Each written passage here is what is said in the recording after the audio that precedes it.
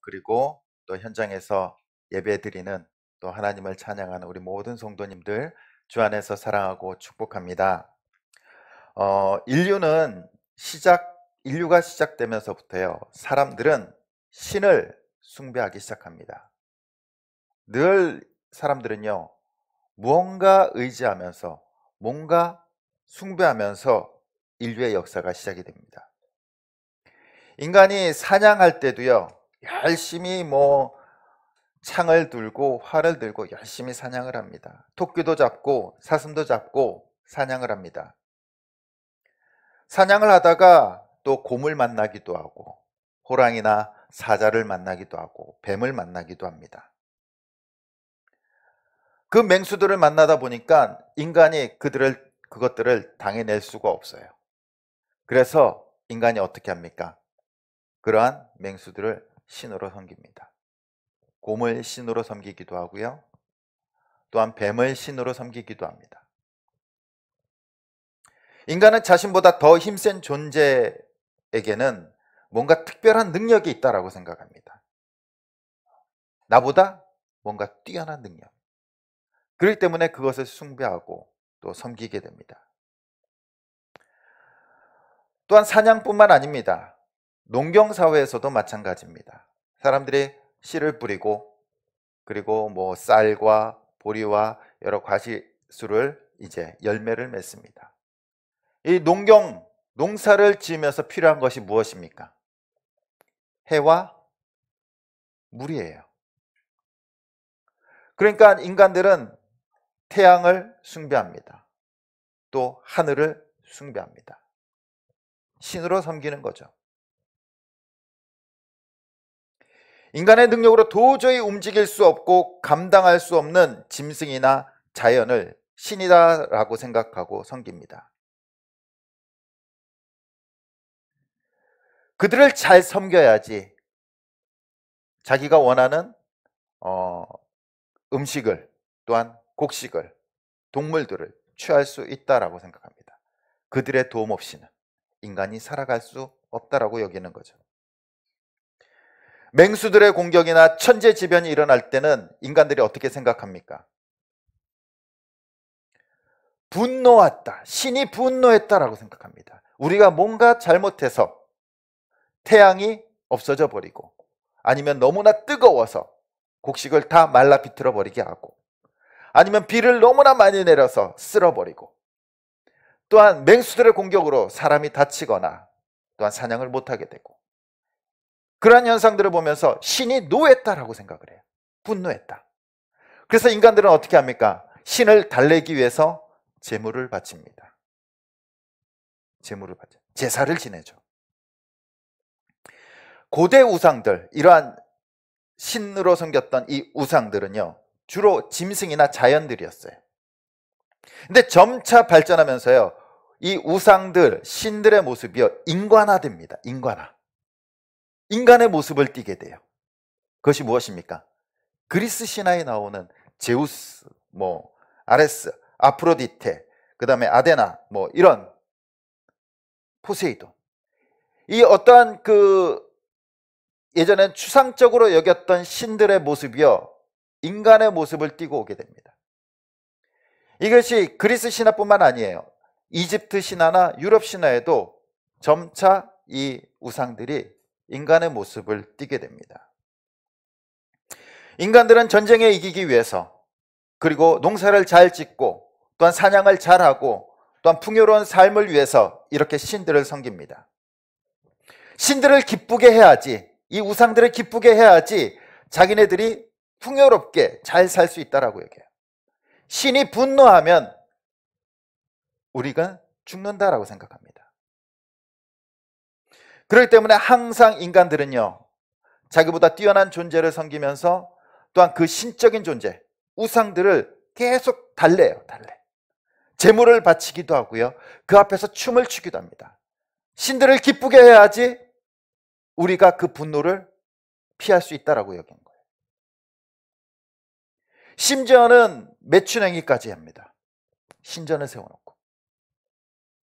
또한 이러한 것들이 신들의 분노를 잠재우지 못한다라고 여길 때는 사람을 죽여서 인신제사를 드려요. 인간의 풍요를 누리기 위해서, 우상들을 위해서, 우상을 기쁘게 하기 위해서 섬기게 됩니다. 이 우상들은요, 인간의 희생을 강요합니다. 인간의 희생을. 인간의 것을 빼앗아가요. 심지어는 생명까지도. 그런데 우리 하나님은 어떠한 분이십니까? 우리 하나님은 인간들이 자기보다 뛰어난 존재를, 능력이 있는 존재를 신처럼 섬기면서 우상을 만들어낸 거예요. 그러나 하나님께서는요, 인간을 창조하신 줄 믿습니다. 인간이 만들어낸 것이 아니라 하나님께서 인간을 만드셨어요. 우상은 인간의 공포와 능력 밖의 존재가 있다라는 것을 믿으면서 만들어낸 겁니다. 그러나 하나님은 인간을 창조하셨고요, 또한 우리를 만드셨은 줄 믿습니다. 구약에서도 보면은 하나님 앞에 제사를 지내요. 제사를 지내. 그런데 과거 우상들에 드리는 제사와 하나님 앞에 드리는 제사가 어떻게 보면 표면상으로는 비슷해 보일 수 있어요.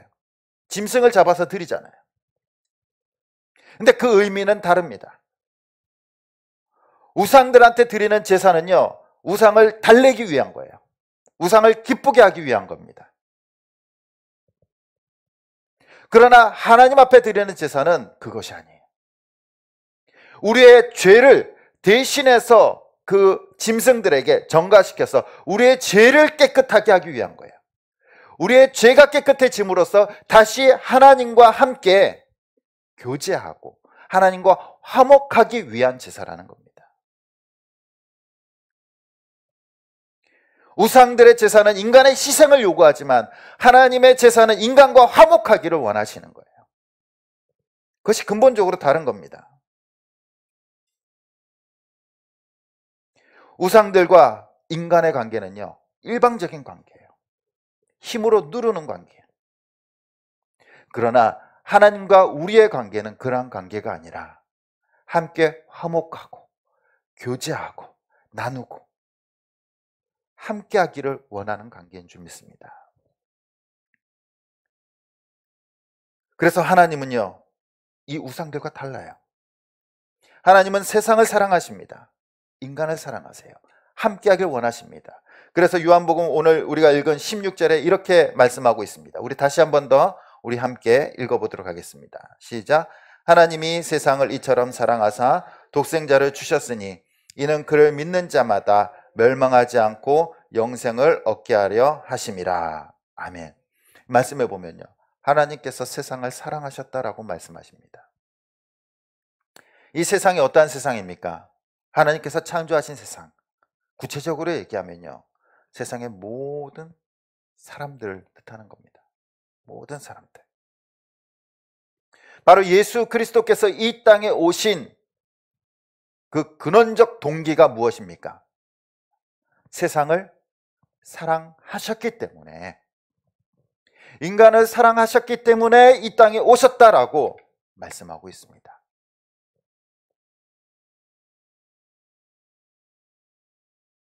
바로 예수님께서 이 땅에 오신 것은 하나님의 사랑의 결과물이에요. 결과. 사랑하셨기 때문에. 이 유대인들에게 있어서 하나님께서 자신들을 사랑한다는 것은 너무나 당연하게 여겼어요. 그래서 자신들만이 특별히 선택됐고 특별히 사랑받는 존재라고 여겼습니다. 그런데 오늘 말씀에 보면 유대인이 아니라 뭡니까? 세상을 사랑하셨대요. 세상을. 하나님께서 세상 사랑하신 존재는요, 이 모든 세상, 모든 인간들을 사랑하셨다라고 말씀하고 있습니다. 그렇다면 거기에는요, 착한 사람만 들어갈까요? 선한 사람만 들어갈까요? 그렇지 않습니다. 죄인들도, 악인들도, 나쁜 놈들도 그 세상 안에 다 들어가요. 다 들어가요.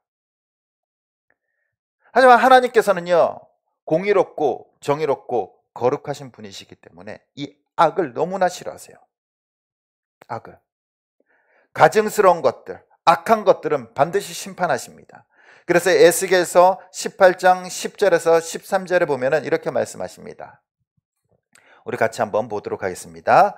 가령 그가 아들을 낳았다 하자 그 아들이 이 모든 선은 하나도 행하지 아니하고 이 죄악 중 하나를 범하여 강포하거나 살인하거나 산 위에서 재물을 먹거나 이웃의 아내를 더럽히거나 가난하고 궁핍한 자를 학대하거나 강탈하거나 빚진 자를 정당물로 돌려주지 아니하거나 우상의 눈을 들거나 가증한 일을 행하거나 별일을 위하여 꾸어 주거나 이자를 받거나 할진대 그가 살겠느냐? 결코 살지 못하리니 이 모든 가증한 일을 행하였은즉 반드시 죽을지라. 자기의 피가 자기에게로 돌아가리라. 아멘. 하나님께서 뭐라고 말씀하십니까? 우상을 숭배하고 이웃을 멸시하고 선을 베풀지 않고 악행을 저지른 자는 가증한 자들. 그렇기 때문에 뭐라고 말씀하십니까? 반드시 죽을지라. 반드시 죽을지라. 자기의 피가 자기에게로 반드시 돌아갈 것이다 라고 말씀하십니다.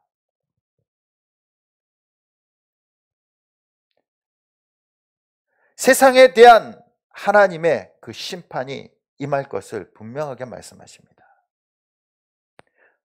그렇기 때문에 하나님께서 세상을 사랑하셨다라고 말씀하시는데 또 반대적으로 반드시 죽을 거라는 겁니다. 우리가 하나님 앞에 결코 깨끗할 수 있습니까? 이웃을 멸시 안 한 적이 있으십니까? 이웃을 다 존중하셨습니까? 악한 마음을 품지 않으셨습니까? 살인뿐만 아니라 우상 숭배뿐만 아니라 이웃에게 한 그 작은 행동 하나까지도 뭐라고 말씀하십니까? 가증한 일을 행하셨으니 반드시 죽을지라. 반드시 죽을지라. 세상은요 하나님의 진노 아래 있고 심판 아래 있습니다. 그런데 이것이 진짜 하나님의 마음일까요? 하나님의 진짜 속마음은 달라요. 에스겔서 18장 23절에는 이렇게 말씀하십니다. 우리 같이 한번 읽어보도록 하겠습니다. 시작. 주 여호와의 말씀이니라. 내가 어찌 악인이 죽는 것을 조금인들 기뻐하랴. 그가 돌이켜 그 길에서 떠나 사는 것을 어찌 기뻐하지 아니하겠느냐. 아멘. 하나님께서는 그 앞에 분명히 말씀하십니다. 너희는 반드시 죽을지라. 그러나 진짜 하나님의 속마음은요, 그 악인들이 죽는 것을 기뻐하지 않는다라고 말씀하시는 거예요. 어느 누구도 죄 때문에 죽는 것을 기뻐하지 않는다라고 말씀하십니다. 이것이 이스라엘 백성들 뿐일까요? 예레미야 28장 31절과 36절에는요 이방 민족에 대해서도 이렇게 말씀하십니다. 같이 읽어보겠습니다. 시작. 그러므로 내가 모압을 위하여 울며 온 모압을 위하여 부르짖으리니 무리가 기레레스 사람을 위하여 신음하리로다. 36절입니다. 그러므로 나의 마음이 모압을 위하여 피리같이 소리내며 나의 마음이 기레레스 사람들을 위하여 피리같이 소리내나니. 아멘. 이스라엘뿐만 아니라 모압에 대해서도요 하나님께서 슬피 울고 계시다고 말씀하고 있는 거예요. 이방 백성들에 대해서도요 하나님께서는 그들이 심판받지를 않기를 원하신다라고 말합니다. 악인들이 죽는 것을 원치 않으시는 거예요. 이스라엘뿐만 아니라 이방 민족들 또한도. 우리는 때로는 하나님의 사랑이 이해되지 않습니다. 죄를 지으면요 우리의 생각은 어떻습니까? 반드시 벌을 받아야 돼요. 살인자는 죽어야 돼요. 그런데 하나님께서는요 그 악인들이 심판을 내리시지만 그럼에도 불구하고 그들이 심판받지 않기를 원하시는 것이 진짜 하나님의 마음이다라고 말씀하고 있습니다. 악인까지도 사랑하세요.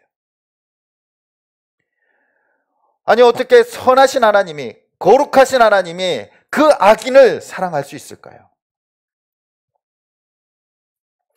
어떨 때는 심판하시고 어떨 때는 심판하지 않으시고 어떨 때는 사랑하시고 어떨 때는 죽이시고 도저히 하나님의 마음이 이해되지 않을 때도 있습니다.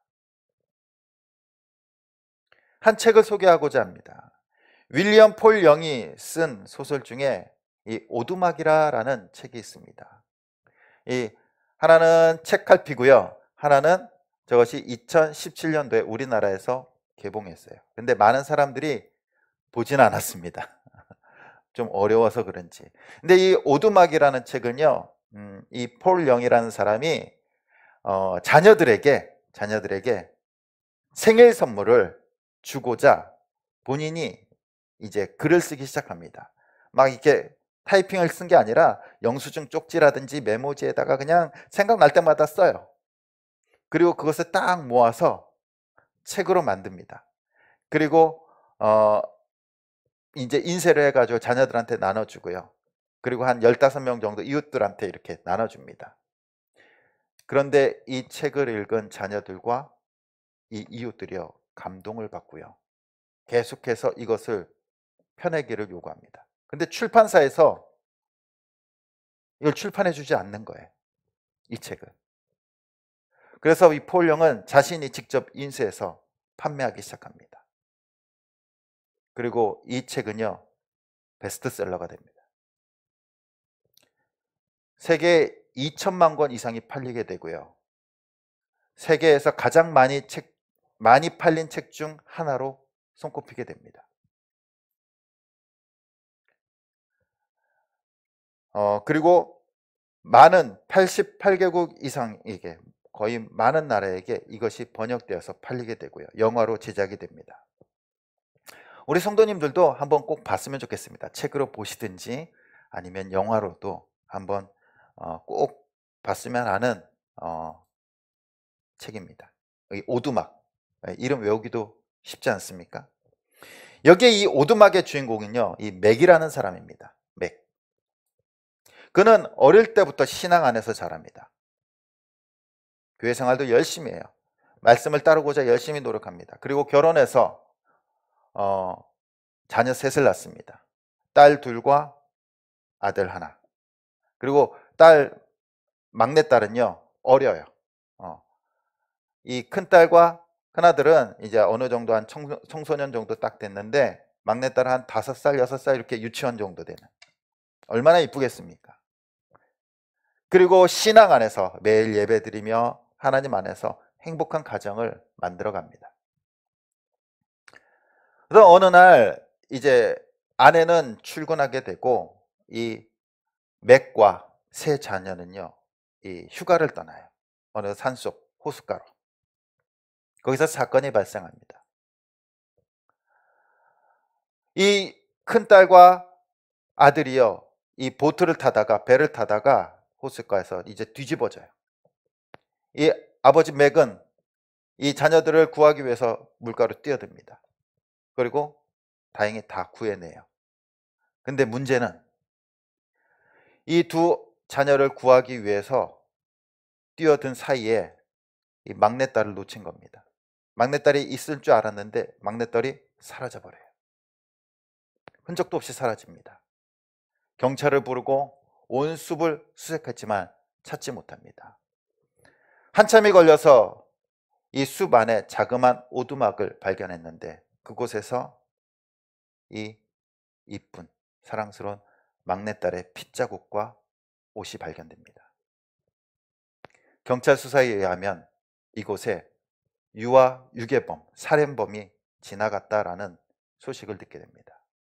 결국 그 딸은 찾지 못해요. 그리고 잠정적으로 죽었다라는 결론을 내리고 그 사랑스러운 막내딸의 장례를 시신 없이 치르게 됩니다.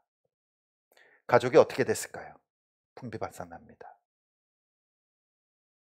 화목하고 단란하고 하나님을 그렇게 잘 섬겼던 가족이요, 말도 하지 않고 서로 상처를 받은 채로 살아갑니다.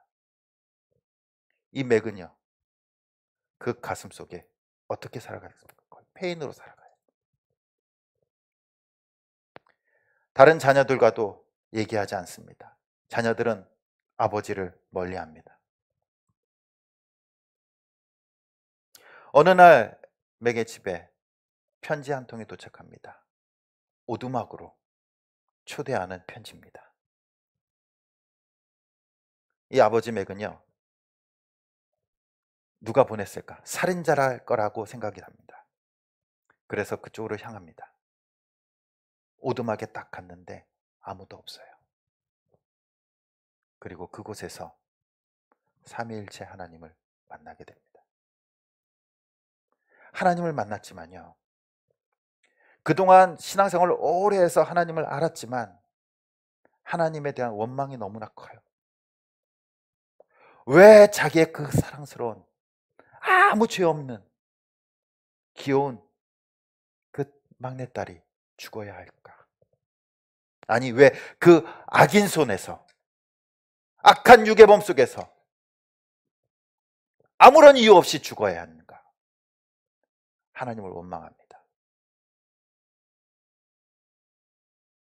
왜 그 악한 놈들을 하나님께서 심판하지 않으십니까? 이해하지 못합니다. 하나님이 정말 정의 있고 공의롭다면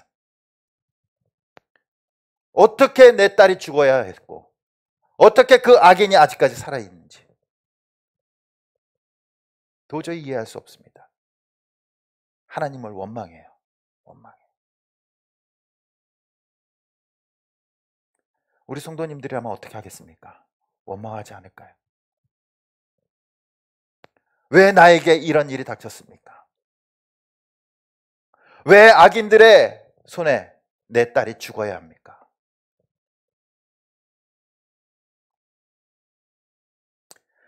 그러다가 그곳에서 진리의 영을 만나게 됩니다.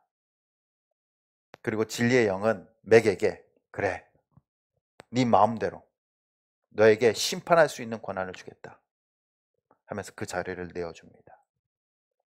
이 맥은요, 악인들에 대해서 정죄하고 심판합니다. 단호하게 심판합니다. 나쁜 놈은 벌 받아야죠. 심판 받아야죠. 그때 이 진리의 영이 이제 맥에게 질문합니다. 너에게 아직 두 자녀가 있지. 큰 아들은 너에게 자꾸 거짓말을 하고 딸은 너를 멀리하고 무시하고 말도 하지 않고. 자, 이제 두 자녀를 심판할 때다. 둘 중 하나만 살 수 있는데 누구를 살리겠느냐? 누구를 살리겠느냐?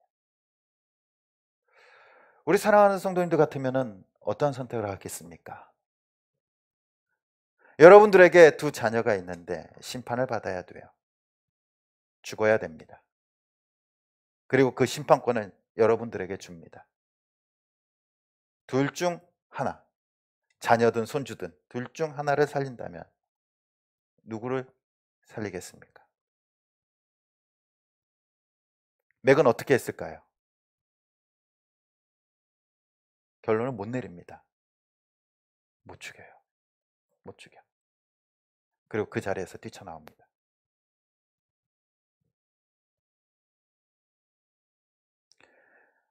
여기서 주는 메시지가 뭘까요? 우리의 눈이 아니라 하나님의 눈으로 보면요, 그 악인들도 하나님의 자녀라는 거예요.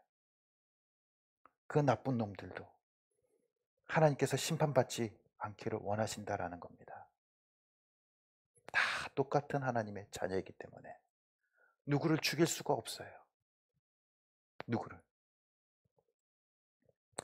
구약에 보면은 다윗 왕이 등장합니다. 다윗에게는 여러 자녀들이 있었습니다. 근데 그 자녀들은 첫째 암논이요, 이복 여동생이 다말을 성폭행합니다. 근데 다윗이요, 아무런 말도 하지 않아요. 법으로 하면 어떻게 됩니까? 율법으로 하면 죽여야 돼요. 죽여야 돼요. 죽이지 않아요. 그로 인해서 이 다말의 친오빠였던 압살롬이 암논을 죽입니다. 압살롬은 어떻게 해야 될까요? 율법대로 면 죽여야 돼요. 그러나 다윗은 압살롬을 죽이지 않습니다. 왜 죽이지 않을까요? 암논을 죽이지 않고 왜 압살롬을 죽이지 않을까요? 다윗이 무능했을까요? 우유부단했을까요? 자녀이기 때문이죠. 압살롬이 다윗을 죽이려고 반란을 일으킵니다. 다윗은 압살롬과 싸우지 않고 도망갑니다. 그리고 압살롬이 죽지 않기를 바라요. 왜요? 아버지니까.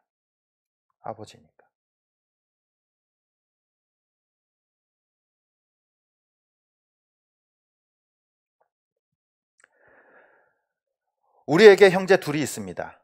우리 사랑하는 성도님들에게 형제 둘이 있어요. 둘 다 사랑하는 형제들일 수도 있어요. 근데 그 형제 둘이 싸우다가 동생이 형을 죽여요. 그리고 여러분들에게 그 심판할 수 있는 권한을 드린다면 어떠한 결론을 내리시겠습니까? 둘째 아들을 죽이시겠습니까? 살리실까요? 하나님께서는 어떠한 결론을 내리셨을까요?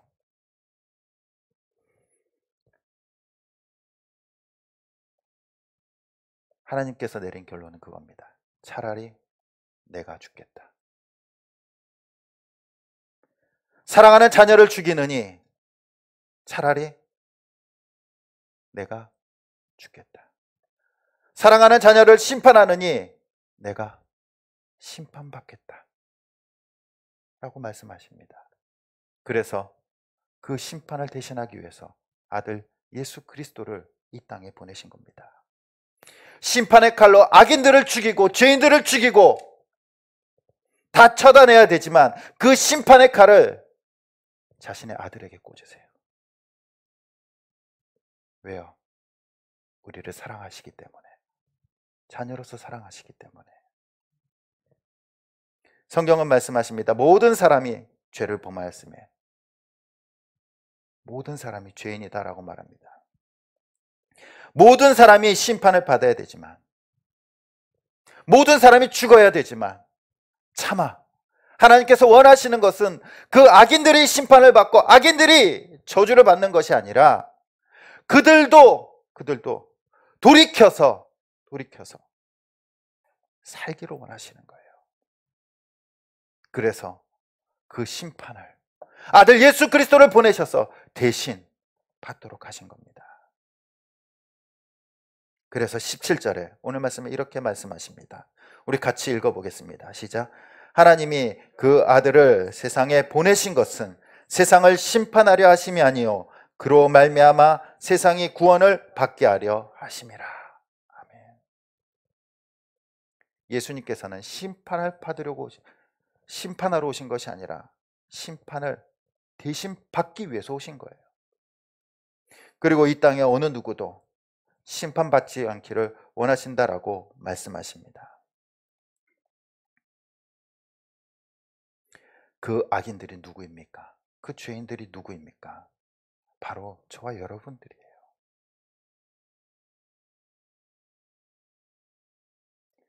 만약 죄로 인해 자녀들이 심판을 받거나 죽거나 형벌을 받아야 된다면 부모들은 같은 마음을 품을 겁니다.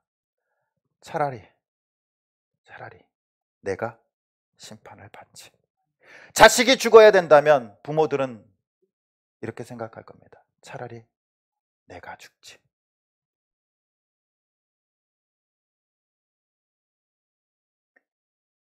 부모는 받을 수만 있다면 기꺼이 자녀들을 위해서 자신이 형벌받는 것을 선택할 것입니다. 그것이 바로 하나님의 사랑입니다. 하나님께서는 죄인들, 악인들조차도 하나님의 심판을 받기를 원하지 않으십니다. 예수 그리스도를 믿고 돌이키길 원하시는지 믿습니다. 그리고 그것을 위해서 아들 예수 그리스도를 이 땅에 보내시고 대신 십자가를 지시고 심판받도록 하셨습니다. 그리고 저와 여러분들을 구원하여 주신 줄 믿습니다. 십자가는 바로 하나님께서 인간을 얼마나 사랑하시는지 보여주신 사건입니다. 예수님께서 우리가 져야 할 형벌을 십자가에서 대신 지셨습니다. 그리고 우리를 살리셨습니다. 그리고 이 땅에 어느 누구도 하나님께서는 심판받지 않기를 원하십니다. 그리고 그 길을 예수 그리스도를 통하여 열어주신 줄 믿습니다. 이제 그 예수 그리스도를 믿는 자에게는 심판이 없고 새로운 인생이 있는 줄 믿습니다. 하나님과 화목하고 하나님 안에 거하고 하나님의 자녀로서 풍성한 삶을 살아가게 된 줄 믿습니다. 과거 오래전부터 인간은요, 항상 신을 섬겼습니다. 그 신들은 인간에게 희생을 요구합니다. 그러나 하나님께서는요, 인간에게 희생을 요구한 것이 아니라 오히려 자신을 희생하셨습니다. 어떠한 신이 참된 신일까요?